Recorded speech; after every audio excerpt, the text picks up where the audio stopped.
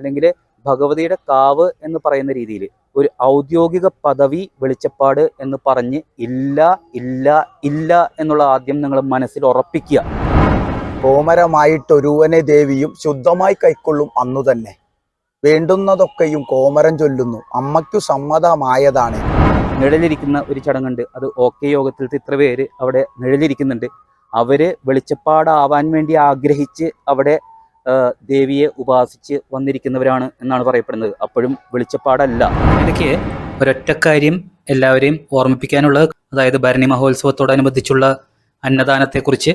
അപ്പം അതിൻ്റെ ഡീറ്റെയിൽസ് കൂടി എല്ലാവരും ഒന്ന് നോട്ട് ചെയ്യുക. പരമാവധി എല്ലാവരും സഹകരിക്കുക. അമ്മേ ശരണം, ദേവി ശരണം. അപ്പോൾ ഭരണി വളരെ അടുത്തെത്തിയിരിക്കുന്നതാണ്. അതായത് വരുന്ന ചൊവ്വാഴ്ചയാണ് കോഴിക്കല്ല് മോഡൽ. അത് കഴിഞ്ഞാൽ 29, 30, 31 ദിവസങ്ങൾ എന്ന് പറയുന്നത് ഇവിടെ ഒരു യുദ്ധക്കളം പോലെയുള്ള ഒരു പ്രതീതിയായിരിക്കും. ആ സമയത്ത് ഇങ്ങോട്ടേക്ക് വരുന്ന കൊടുങ്ങല്ലൂർ കാവിലേക്ക് ഭരണി മഹോത്സവത്തിനായിട്ട് വരുന്ന ഭക്തർ ശ്രദ്ധിക്കേണ്ട ചില കാര്യങ്ങളും അതുപോലെ തന്നെ കോമരങ്ങളായിട്ട് വരുന്നവർ ശ്രദ്ധിക്കേണ്ട കാര്യങ്ങളുമാണ് ഞാനിന്ന് പറയുന്നത്. അതായത് ഇതൊരു ഭരണിക്കാലത്ത് മാത്രമല്ല, 365 ദിവസവും ശ്രദ്ധിക്കേണ്ട ഒരു കാര്യം തന്നെ എന്ന് ഞാൻ പറയേണ്ടി വരും. കാരണം എന്താണെന്ന് വെച്ചാൽ കൊടുങ്ങല്ലൂർ കാവിലെ വെളിച്ചപ്പാട് എന്ന് പറയുന്ന ഒരു വിഷയത്തെക്കുറിച്ചാണ് ഞാൻ സംസാരിക്കുന്നത്. അതായത് പലരും പലരെയും വെളിച്ചപ്പാടാണ് എന്ന് പറഞ്ഞ് തെറ്റിദ്ധരിച്ചുകൊണ്ട് പണം കളയുക, അവരുടെ സമയം കളയുക, അതുപോലെ തന്നെ പല ചതികളിലും ചെന്നപ്പെടുക എന്ന് പറയുന്ന ഒരു കാര്യം ഇവിടെ നടക്കുന്നുണ്ട്. അതുപോലെ തന്നെ വളരെ പ്രധാനപ്പെട്ട ഒരു കാര്യം എന്ന് പറയുന്നത്, വെളിച്ചപ്പാടുമാര് എന്ന് പറയുന്നത് അവരുടെ നാടുകളിൽ അവർ വെളിച്ചപ്പാടുമാരായിരിക്കാം. പക്ഷെ കൊടുങ്ങല്ലൂർ കാവിലെത്തുമ്പോൾ ഈ ദാരികനുമായിട്ടുള്ള യുദ്ധത്തിൽ അമ്മയുടെ പടയാളികളായിട്ട്, അമ്മയ്ക്ക് സഹായികളായിട്ട് പട നയിക്കാൻ വേണ്ടി അല്ലെങ്കിൽ പട വെട്ടാൻ വേണ്ടി വരുന്നവരാണ് കോമരങ്ങൾ എന്നാണ് അവർ അറിയപ്പെടുന്നത്. അപ്പോൾ ആ ഒരു കാര്യം എന്ന് പറയുന്നത് വളരെയധികം ശ്രദ്ധിക്കുക എന്നുള്ളതാണ് ആദ്യം ആയിട്ട് എനിക്ക് ഭക്തരോട് പറയാനുള്ളത്. അതായത് ഈ കൊടുങ്ങല്ലൂർ കാവിൽ വരുന്നവരെല്ലാം കോമരങ്ങളാണ്. അല്ലാതെ ഇവിടെ ക്ഷേത്രം എന്ന് പറയുന്ന രീതിയിൽ അല്ലെങ്കിൽ ഭഗവതിയുടെ കാവ് എന്ന് പറയുന്ന രീതിയിൽ ഒരു ഔദ്യോഗിക പദവി വെളിച്ചപ്പാട് എന്ന് പറഞ്ഞ് ഇല്ല ഇല്ല ഇല്ല എന്നുള്ള ആദ്യം നിങ്ങൾ മനസ്സിൽ ഉറപ്പിക്കുക. അത് ആദ്യം ചെയ്യുക. രണ്ടാമത്തെ കാര്യം, പല സ്ഥാനങ്ങളും മറ്റുള്ളതുണ്ട്. അതായത് വെട്ടിത്തെളിയിപ്പിക്കാനുള്ള ആ ഒരു അവകാശം എന്ന് പറയുന്നത് അടിയാൾ തമ്പുരാനാണ്. അതുപോലെ തന്നെ ഇവിടെ കാവിലെ എല്ലാ മലയാള മാസം 1-ാം തീയതിയും ഭഗവതിയുടെ കാര്യങ്ങൾ തീരുമാനിക്കുന്നതിന് വേണ്ടിയിട്ട് നിഴലിരിക്കുന്ന ഒരു ചടങ്ങുണ്ട്. അത് ഓക്കെ യോഗത്തിൽ ഇത്ര പേര് അവിടെ നിഴലിരിക്കുന്നുണ്ട്. അവര് വെളിച്ചപ്പാടാവാൻ വേണ്ടി ആഗ്രഹിച്ച് അവിടെ ദേവിയെ ഉപാസിച്ച് വന്നിരിക്കുന്നവരാണ് എന്നാണ് പറയപ്പെടുന്നത്. അപ്പോഴും വെളിച്ചപ്പാടല്ല എന്നുള്ളത് മനസ്സിലാക്കുക.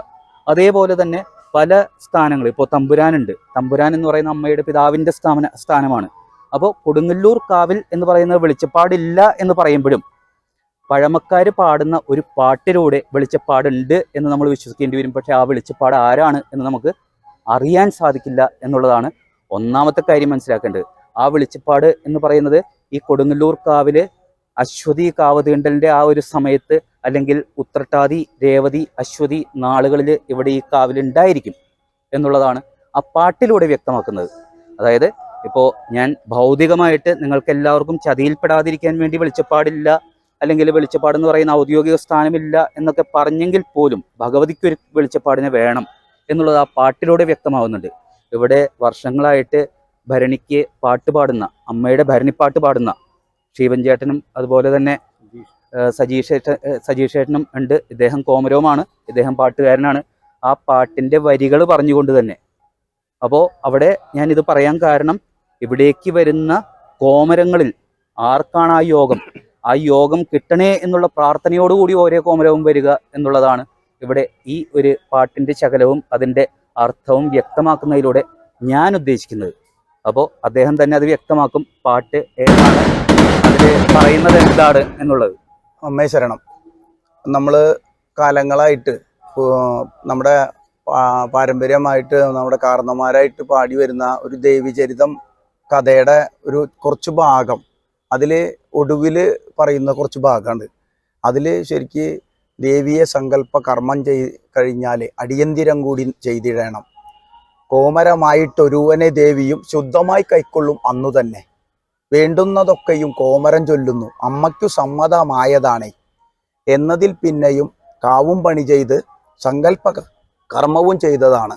നാനാജാതിയും വന്നു നിരന്ന് അതാതു സ്ഥാനത്ത് നിന്നുകൊണ്ട് അടിയന്തിരമായി കൂടി നിന്നവരെ അമ്മയെ ചൊല്ലി വിളിച്ചുകൊണ്ട് വന്നോരിലൊരുവനെ ഞെട്ടിവിറപ്പിച്ചു വെളിപ്പെട്ടു അമ്മ അരുളിയല്ലോ. നിങ്ങൾക്കു രക്ഷയ്ക്കു വേണ്ടി ഞാൻ വന്നതും ലോകവാസികൾ അറിഞ്ഞുകൊള്ളുക. മായയും ബ്രഹ്മനും ഞാൻ തന്നെയാകുന്നു. കാണുന്നതൊക്കെയും ഞാനിതാണ്. ഈശ്വരനും വിഷ്ണു ബ്രഹ്മനും കേൾക്കുക എന്നുടെ ശക്തിയാലുള്ളതാണ്.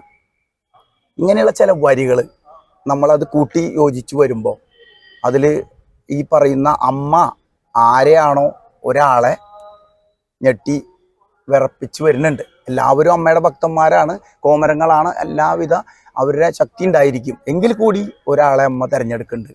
അത് മനസ്സിലാക്കണം. ആ ഒരു ദിവസത്തെ ചടങ്ങുകൾക്ക് വേണ്ടി മാത്രമായിട്ട് അത് നമ്മളും അറിയില്ല. അതുണ്ട്. ആദിത്യനായതും ചന്ദ്രനാഥായതും രാപ്പകലായതും ഞാനിതാണെന്നാണ് അമ്മ പറഞ്ഞത്. ഞാനില്ല എങ്കിലോ ഒരു വസ്തുവുമില്ല, കാണുന്നതൊക്കെയും ഞാനിതാണ്. ഇത് നമ്മൾ പുരാതനമായിട്ട് നമ്മുടെ കാരണന്മാര് പാടി വന്ന വരികളാണ്.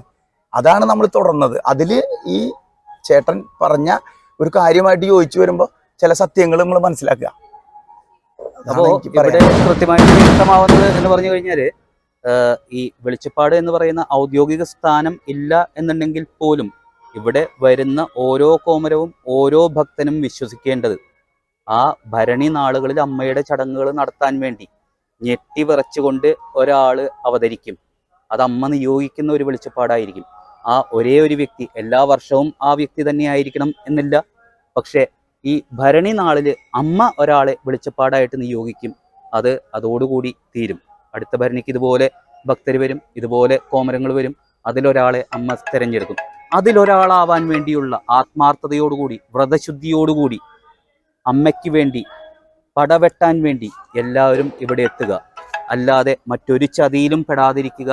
വെളിച്ചപ്പാട് എന്ന് പറയുന്ന ഒരു ഔദ്യോഗിക പദവി ഇവിടെ ഇല്ല എന്നുള്ളത് മനസ്സിലാക്കി ചതിയിൽപ്പെടാതിരിക്കുക എന്നുള്ള ഒരു അഭ്യർത്ഥനയോടുകൂടി ഞാൻ ഈ വീഡിയോ ഇവിടെ അവസാനിപ്പിക്കുകയാണ്. നന്ദി, നമസ്കാരം.